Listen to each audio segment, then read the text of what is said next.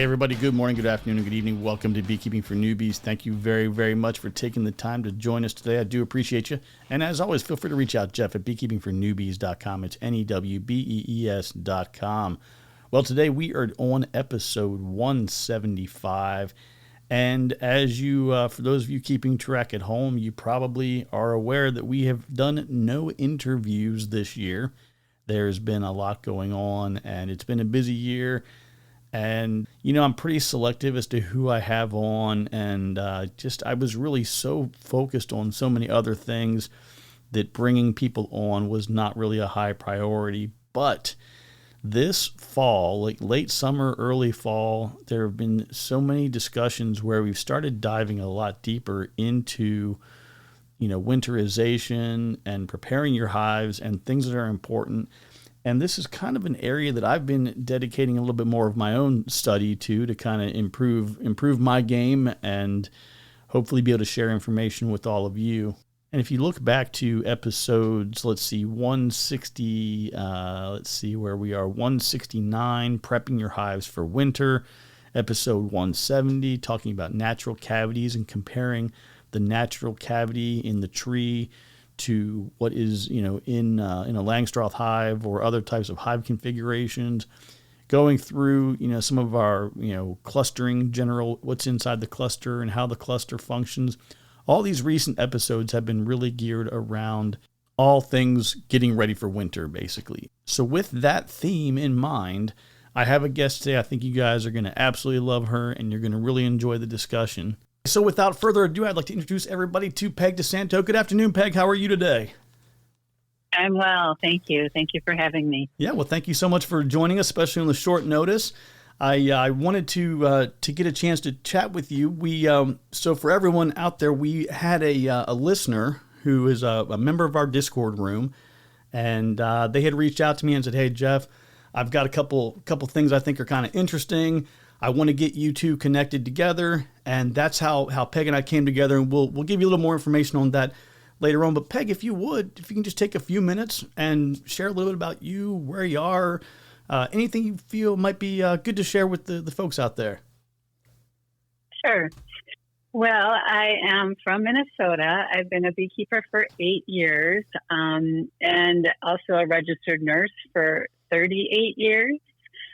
But, you know, ironically, it is kind of my years as a nurse that got me into the beehive sort of expert in winterization systems. And so I can kind of talk about that a little bit later. But yeah, my nursing career sensitized me to, I worked ICU, emergency room, chemotherapy, and I got really, really aware of how precious life is. And I had been on the Code Blue team, and I've done chest compressions on people, and I've really been with people as they fought for their lives. And I just realized that life is precious, all life, not just human life, insect life as well. I've been a vegetarian for 15 years. And so, yeah, in the winter, I kept losing half of my colonies year after year, and I was devastated. I started crying.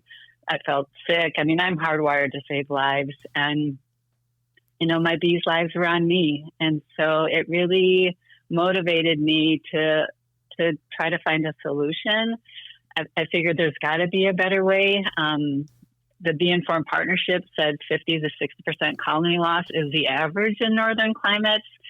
And I just thought, you know, if our dogs, half of our dogs died outside every winter, people would just be like, oh, well, that's just how the ball bounces. And so something in me just got very motivated to figure out what the solution is in helping to save our bees in the winter. So that's got me sort of kick-started into becoming, I mean, not an expert, I mean, goodness gracious, far from that, but I've really put a lot of my life force into trying to find a better way to overwinter bees. So I've done a fair amount of research, and yeah, that's how I landed here. It's from my own personal loss and sensitivity to, we got to do better by our bees. You know, that's a great intro, and a lot of what you said just now really resonated with me. Yeah, so I think that there is a connection, and I haven't exactly figured it out, but I know, so I do have a little nonprofit that I do some things with called the Healing Hive Project, and it's all around veterans and first responders and getting them connected to beekeeping and therapy through beekeeping.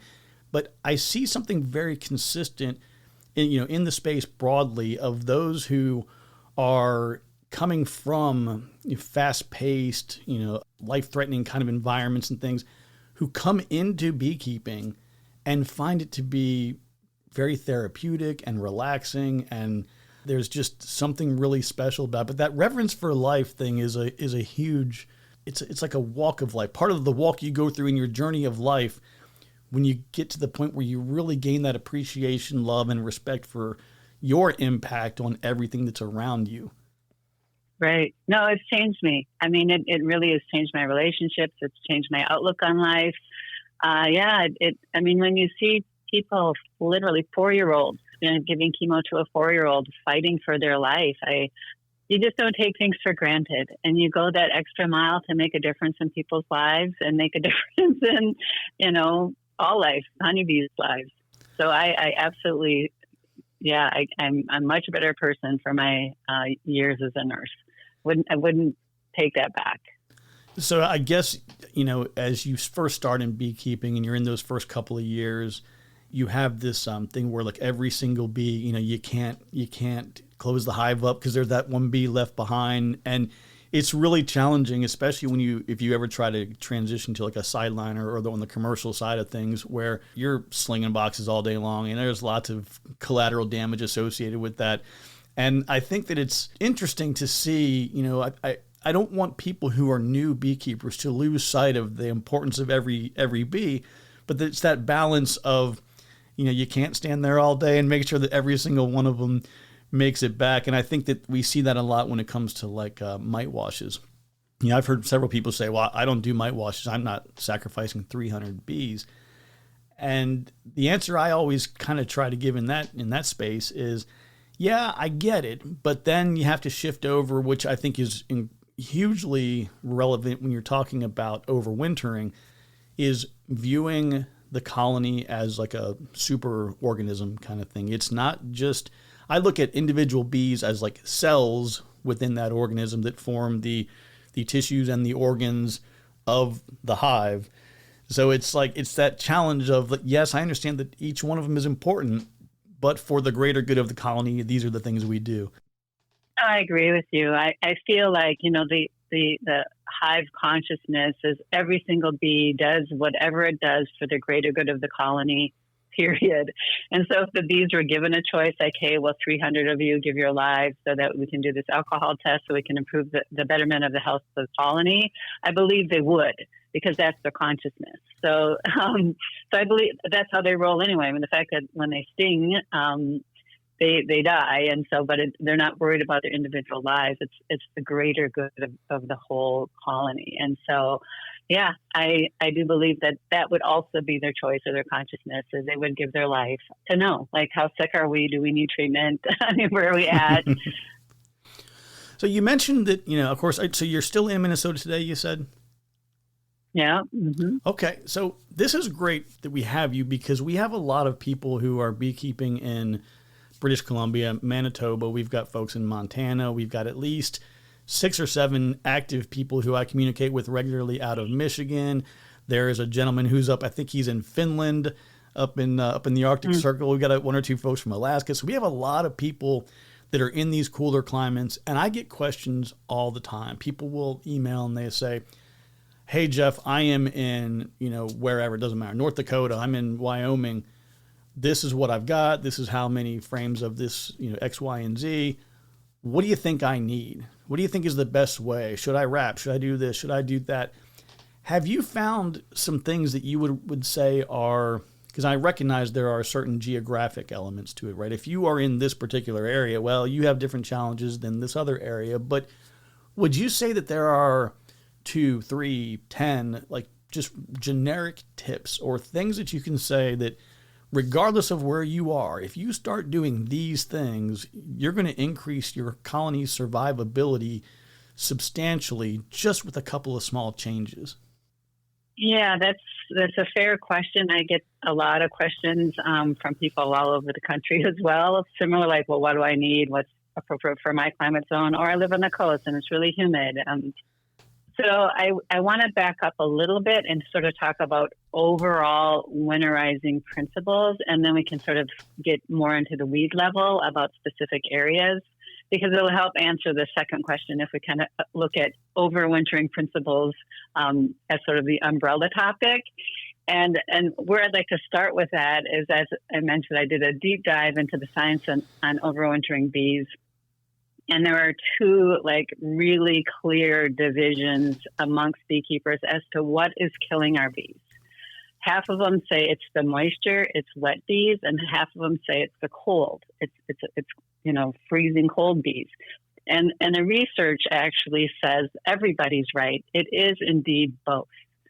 And unless we beekeepers solve for both moisture and cold, we're not going to have very good outcomes.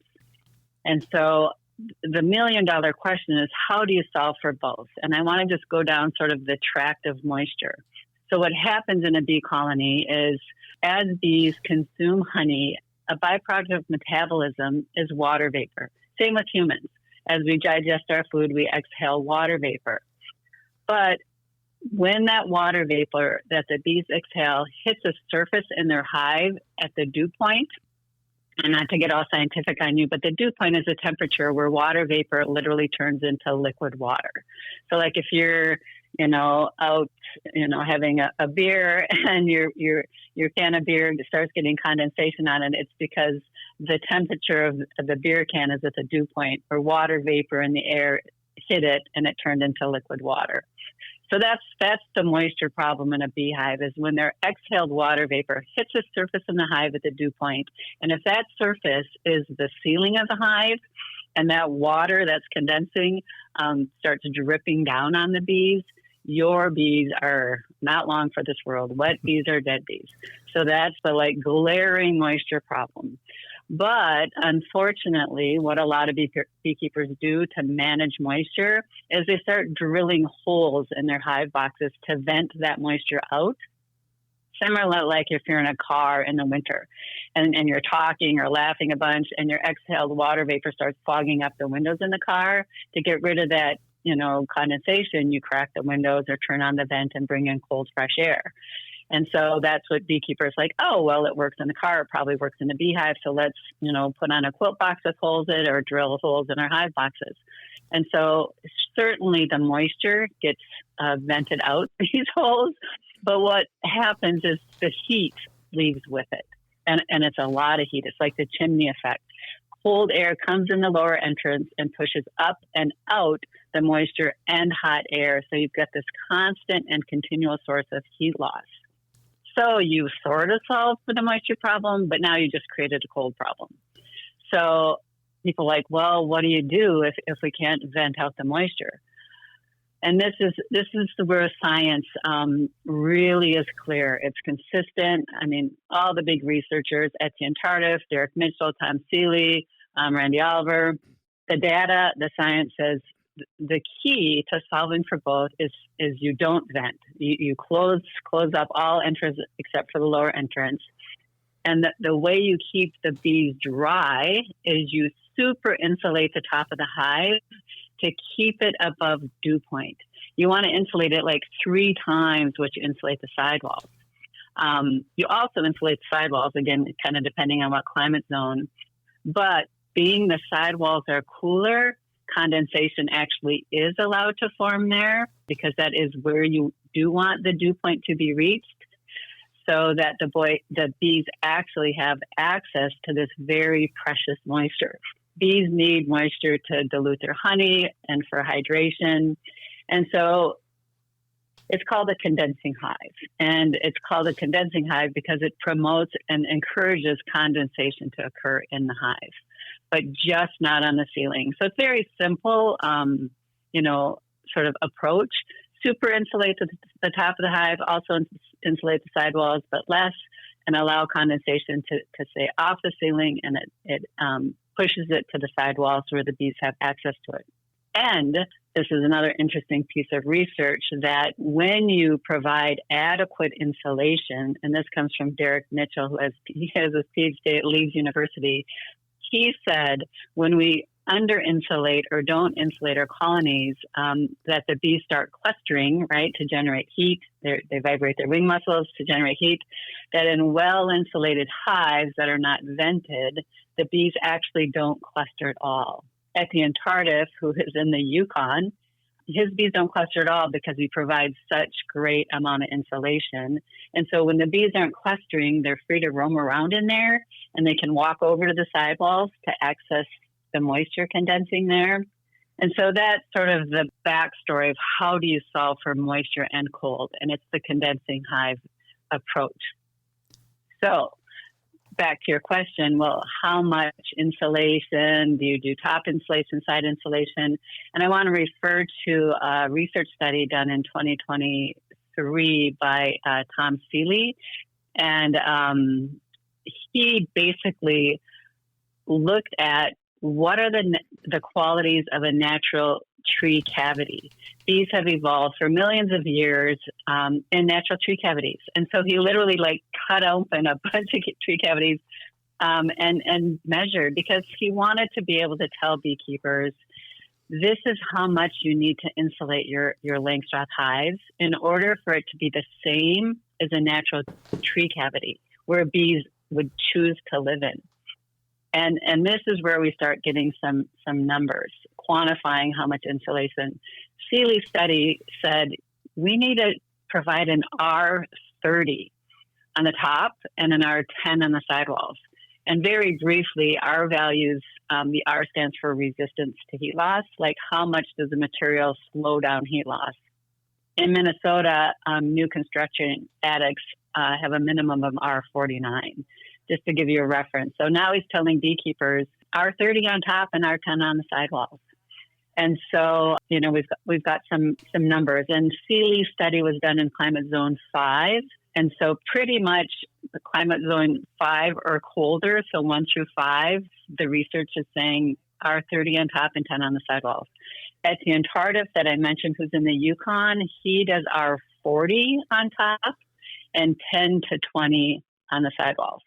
So similar, just obviously a bit more in the Yukon, but similar is Seeley. So even though, Etienne isn't overwintering because Seeley's study told him to do that, he's just done a ton of research, and he knows those are the R values needed to keep his bees from clustering. So that's a little bit of a kind of a longer answer to what climate zone needs how much insulation. And I do also want to just point out that we've also done some research comparing an R value 30 on the ceiling to an R value 10 in Wisconsin. And an R value 10 on the ceiling, the bees colonies were still running in the 40s and 50s temperature Fahrenheit. Where in R 30, the internal temperature of the colonies are running high 60s to 70. So significant difference between an R10 and an R30. And so it really reinforced the Seeley study that you really need that R30, because I apologize if I'm going way too much into the numbers. At about, and this is Etienne's research, around 50 to 55 degrees is the temperature that the bees start clustering and vibrating their wing muscles to generate heat. So you got to keep the internal hive temperatures above 50 or 55 degrees. And the R30 does that. Any less, and they hang down in these, zones in the 50s, where the bees are still going into a high metabolic demand state. So I would say zones 1 through 5, R30 on the top, 10 on the sidewalls. Warmer climate zones than that, I would say, from just being in the realm of bee winterization and insulation, you could get by with just an R10, 20 on the top, and probably don't need sidewall insulation. So 75% of the heat loss, according to Bill Heschbeck, who's a master beekeeper out east, who's really kind of the grandfather of condensing hives. He coined that term, sort of the first to write about it and talk about it. So keeping the hive top insulated, he said 75% of the heat loss is the top of the hive, 25% off the sidewalls. So if you're going to insulate one place in these warmer climate zones, insulate the top.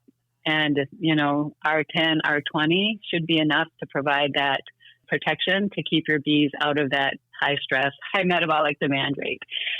So, Jeff, does that answer your question? Probably more than you're hoping for.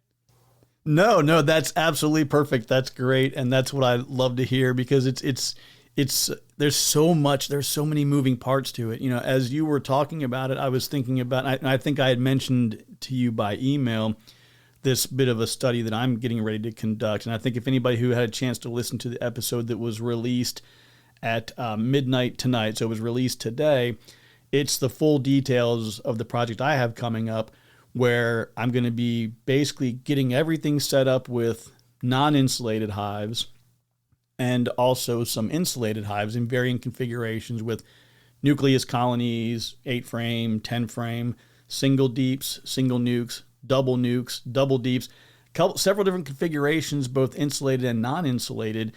And then I have these various sensors that are going to be in monitoring, heat, pressure, humidity. And then I also have some little heating pads that I'm going to be programming through various, my former IT career stuff coming out here, but I'll be programming some things in to basically move the heat to simulate a clustered group of bees moving from point A to point B, push that data up to a website that has a heat map, and then people can, anywhere can just go and look at this and view this data. But there's a lot more moving parts to it. When you were talking about, in my mind, I was always thinking the idea is to get the bees down to a nice, comfortable temperature where they're in a balance zone. I didn't really know what that temperature was going to be, but into a balance to where they just kind of, mellowed out, and they could just progressively just move the cluster where they needed to. I really had no idea that that they were targeting or even getting to temperatures. I recognize that, when you get outside the cluster, out, out to the mantle of the cluster itself, the temperatures certainly can drop, and then obviously they're much warmer towards the core. But being, that warm in the hive, the only question that I have, which I'm sure you've got an answer to, is there any kind of an increase in food consumption when you have this increase to activity, since they're not really locked? I guess if they're locked together in a cluster and they're generating heat, then they're consuming honey probably no more than they would be if they were just wandering around through the hive. Probably, you can argue more that they're consuming more. Well, no, that is a good question. There was actually a research study done in Australia that looked at the metabolic rate of the bee on one axis, and the other axis was literally temperature. And so they could see, like, how hard is the bee working? And then it also translated that into honey consumption. And it was the same data that Etienne came up with, that at about 50 to 55 degrees, the metabolic rate of the bee, as it got colder, literally skyrocketed. Super steep incline in metabolic demand the colder the bees got.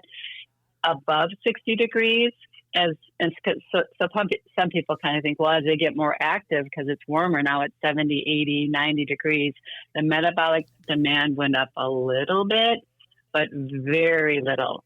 So clearly it's the cold that causes extreme, stress states, high metabolic demand states, that drives increased honey consumption. Etienne Tardif bees, because they're so well insulated and they don't cluster, he has less honey consumption in the Yukon than beekeepers down in the States. And so, and there's a lot of research studies that confirm this, that well insulated colonies, the bees have 30 to 50% less honey consumption, because it goes hand in hand with how cold they are. They need energy to vibrate their wing muscles to generate heat, and that energy is in the form of honey. So they absolutely eat more honey the colder they are. So that's a question, again, that comes up a lot as well. Hey, I'm in XYZ state. How many frames or how many supers or, how much honey do I need to overwinter? And I think I think I was guilty of that too very early on, trying to equate, pounds of honey to, if you're above this latitude, you probably need this much type of thing. Not exactly, but roughly, Yeah. And, the question shifted entirely when somebody told me about Etienne years ago. And they were like, "Oh yeah, this guy overwinters nukes up in the Yukon." And I was like, "No, you don't." And they said, "Oh yeah, he does it." And gets 90 to 100% survival. Yeah, and right? but again, you've got to look at everything holistically, and you've got to take into consideration the level of effort that he went into to figure out, to kind of crack the code and figure out what needed to be done. But then now, to me, it's an area that I really have started studying within the past year. I've started paying a lot more attention because I keep thinking there's got to be a different way. There's got to be a better way. Like, I was kind of going through the similar journey I think that you were, so which is great. Now that I have you, I can just point everything to you and well, go ask Peg. but now that I understand that dynamic, it opens things up in such ways. I was mentioning to somebody just the other day, I said, now that we have this better understanding of this, you can do those later season splits and still probably be able to overwinter them. When you start in the spring, you're probably going to have bigger, healthier colonies. You're probably going to see a 50 to 100% increase in your overall productivity and probably a 100% decrease in your expenses when it comes to feeding and supplements and all these other things.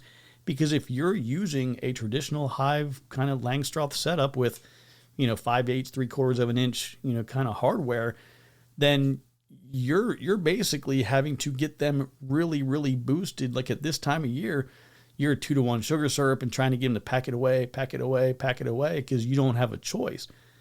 But leveraging some kind of a capability to keep that insulation, keep that heat in place. I love the numbers that you're sharing though, because I think it's very, aside from just being highly relevant, it gives people a kind of a target or a mindset. It definitely helps me out as I'm trying to figure out what's going to make sense, within the project that I'm working on. Because one of the things I'm doing is every hive is going to have a meter on it that's measuring how much electricity is required to sustain the heat level within that hive. So then we can be able to see what the efficiencies are across all of them. But having a real target temperature is definitely going to be of benefit for everyone. Mm-hmm. Yes, it's definitely, the goal is to keep them above 55 degrees. And that's when the lower metabolic states happen and less honey consumption, less stress. And I'll go into that a little bit later, but I want to circle back to the question you sort of touched on, is how much honey do you leave the colonies to overwinter on? And typically we say a deep frame of honey, a full deep, is about 7 pounds. And in climate zone 3, and, I would say really 1 through 5, we recommend leaving 12 to 14 full frames of honey in a double deep. So that's close to 80 to 100 pounds of honey. And I will tell you, in very well insulated hives, like a 30 on the top and a 10 on the sidewalls, the bees will consume 30 to 50% less honey than a poorly insulated hive. So the bees will not consume that much. But Etienne's research says honey is a really good thermal mass, and it like holds on to heat. Yes. So even though the bees won't need it for consuming, it's just good to leave it in the colony if at all possible. And I want to just sort of also explain a little bit of Etienne's research, because he deserves a huge shout out. So there's these little sensors, Broodminder or other companies make these sensors, and they're smaller than a matchbox. And Etienne will put 20 of these in a single hive. And then he'll repeat that for multiple hives. And then he'll just switch out the winterization approach, ventilate, not ventilate. He'll even switch the size of the ventilation hole, different amounts of insulation. And over the years he's been doing that, he literally has millions of data points. Like every couple inches inside his hive, he can tell you the temperature and relative humidity. He can tell you, if there's, heat loss areas, ventilation channels.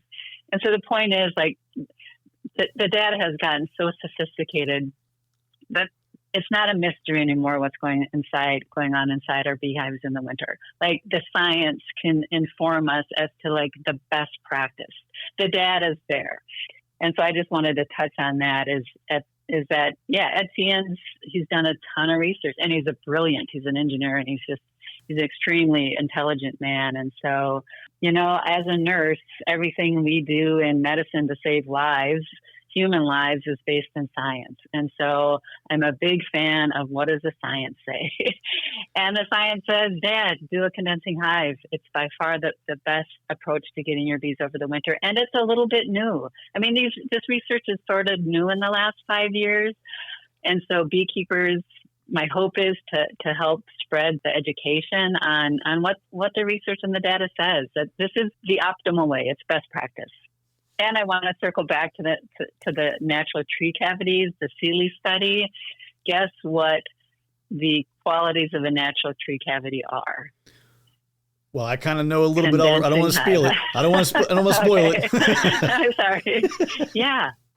Yeah, it's a condensing hive. The natural tree cavities, the bees chose cavities without upper entrances.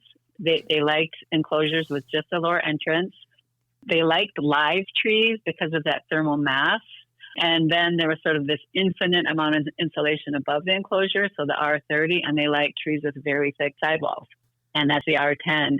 And so natural tree cavities are condensing hives. And so even though we have all this research saying condensing hives are the way to go, if we would have just, like Seeley's Darwinian beekeeping, looked at these tree cavities long ago, the bees are, they know, I mean, think of like the Apame hive, which is a lovely hive because it has insulated sidewalls. But it would have been lovely if they would have put an R30 on the top of their ceiling and instead of venting it. And I know the next model, they removed the vents because the bees were popularizing them up anyway. But yeah, the bees know. And so, condensing hive is the way to go, and the bees do it naturally anyway.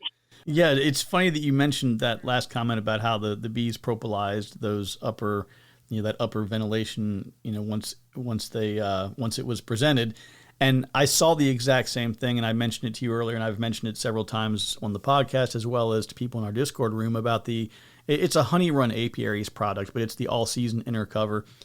And in the center, just like an inner cover, it has a kind of a little bit of a handle there that you can get into, and it comes with just some number 8 hardware cloth to cover that up, because the idea is not to obviously let the bees into that space, because in the winter you put the 2-inch foam insulation block in there, which provides, a little bit of insulation, nowhere near the R30, but definitely provides some insulation. And what I've told people, and they've messaged me like, hey, I'm using this thing, but the bees propolized that whole thing shut this summer. What do I do? I said, don't worry about it. Just drop the block in there and keep going. But it goes right to your point. Like, they know exactly what they want. And you'll see it by all of the activity wherever those, just like in the tree, if they find a tree that meets the criteria of what they're looking for and there's a second or third entrance, well, they'll just propolize it shut and keep on going. But it's interesting and fascinating. I feel bad because, as we go through, our own individual beekeeping journey, and we kind of, map out our path, or I guess it's almost in hindsight, looking back at our path, I've always said to people, don't try to get too, I think that while beekeepers love their bees and they want to do what's best for them, sometimes we can be our own worst enemy. And I've said, what do the bees do in the wild? Become the tree. And I've always said, well, look at your beehive today. The bees that are in the trees out there in this cavity, they don't have this or they don't have that. So I don't do these things. But one area that I definitely failed everybody, and it was just me pouring my heart out at the mercy of the listeners. But I would say, hey, follow what's in the wild. You don't have, trees. Nobody comes up and wraps a tree. Nobody comes up and I kind of really did not. And it's simple. It's not a real complex concept when you really start thinking about it. It just never really dawned on me, the fact that you said, like the infinite insulation above and below inside the tree. I don't know why that never really clicked, but I've started to gain a real appreciation and recognition for the fact that, you can't, the Langstroth hive is not designed for that. It's not designed to handle some of those more extreme climates.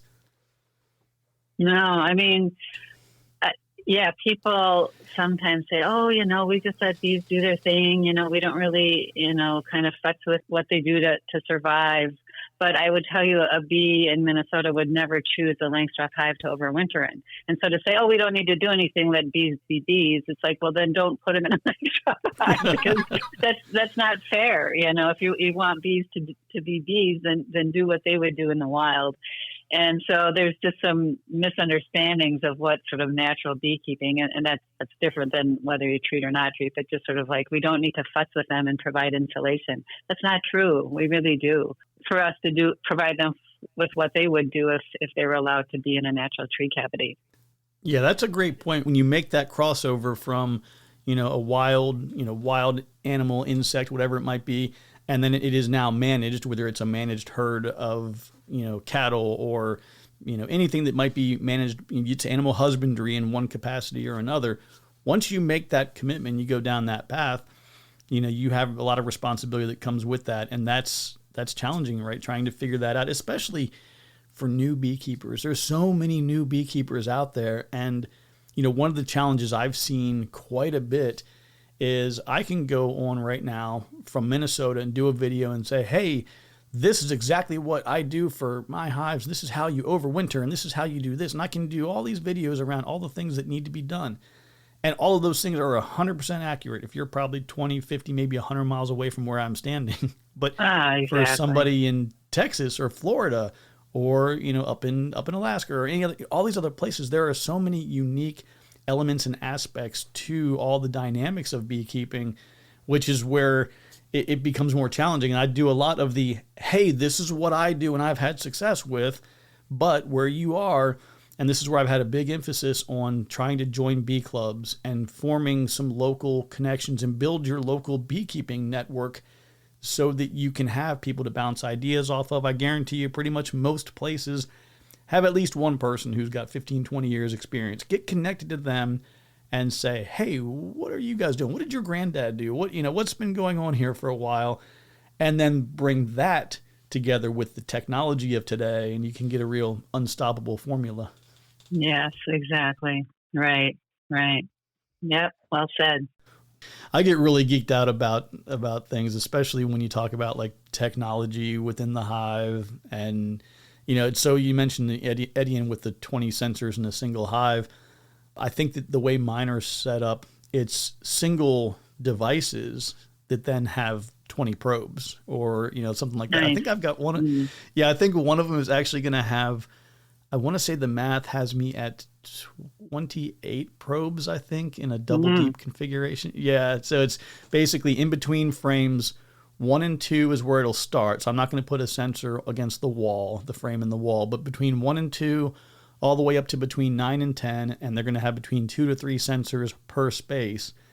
That's just for the starting initial iteration of it. But yeah, it's pretty easy to get excited by some of those things. Like you said, your IT background is bleeding through in your enthusiasm, which is lovely. I'm glad there's brilliant people like you out there to pull this data together. It's not my specialty. And I'm super grateful for all the scientists out there who've done the background to help us know, how to take care of our bees better. So that's fantastic. You're into that as well. Well, it's kind of a bit of a good, I guess, transition, coming out of IT and then, dedicating everything to beekeeping, full time. It's allowed me to kind of dabble back in a little bit, but now I'm much more focused on like the research side of things and trying to put together things that I can then put out to others and say, hey, this is what I saw. Give me your feedback. What are you seeing? What's contradictory? What do we need to do additional research on? And, how can we kind of continue to just share and grow the knowledge, broadly across all of us. Yeah, and I'm glad to, be networking with you and be part of that data collection. It's exciting stuff. I do, if there is a time, to share a little bit more about, going back to sort of the conversation about cold versus moisture. There are a couple other teaching points that I feel are worthwhile sharing that beekeepers might not know about, that I didn't know about until I kind of delved into this area. And it has to do with the time of year when the bees start or the queen starts raising brood. because a lot of beekeepers reach out and they've lost their colony in the spring, and they're confused and they're frustrated. Like, it's March, my bees made it through in, subarctic temps in February, and then they up and died in March. And I just want to share that the reason, in fact, spring is the time of the highest mortality rate of any season. And this might be obvious, but it's because when the queen starts raising brood, these old, tired winter bees, I mean, we're talking probably almost 200 days old now. And if they were cold, they're stressed. And now when there's brood present, they need to activate their glands, take care of baby bees. But even more so, they need to heat the brood to 95 degrees. And at least in Minnesota, I mean, in the spring, we can get 10 degrees, that's not unusual. And so now if the ambient temperature is 10 degrees and they need to raise the brood nest to 95 degrees, that's an 85 degree temperature difference. That's the heat they need to generate. And if there's like a cold snap and they can't maintain that brood zone of 95 degrees, these tired worker bees will just quit trying. And without this replacement brood, I mean, these old winter bees are on their way out, and without replacement brood, your colony's in trouble. And so a very critical time of the year to provide insulation, and don't be in a hurry to leave it on until the temps again are like in the 50s, when they're out of that sort of cold dips risk area for dropping temps and chilling the brood. So I wanted to share that as far as like another benefit of winterizing your colony or providing really good insulation. Another study I wanted to share about was done in the USDA, and this was 2023, where they actually looked at bee immune health, honeybees' immune strength. And the research showed that cold bees have weaker immune systems, because the energy that these cold bees have to put forth to try to thermoregulate robs their immune system from energy and life force. And so cold bees are sicker, more, viruses, bacteria, and they die sooner. And so there's another reason to not have your bees cold in the winter. Well, everyone, hopefully it's not a surprise to you that I have to break the discussion with Peg up into 2 episodes, part 1 and part 2. I hope you enjoyed part 1. I really had a great time talking with Peg. I think part 2 is even better. So I'm going to go ahead and close out this episode, and then we're going to release part 2 this Thursday, just a couple days from now, and you can hear the continuation of my discussion with Peg. Thank you so much for taking the time to listen, and don't forget that I love you, and there's nothing you can do about it. We'll talk to you soon.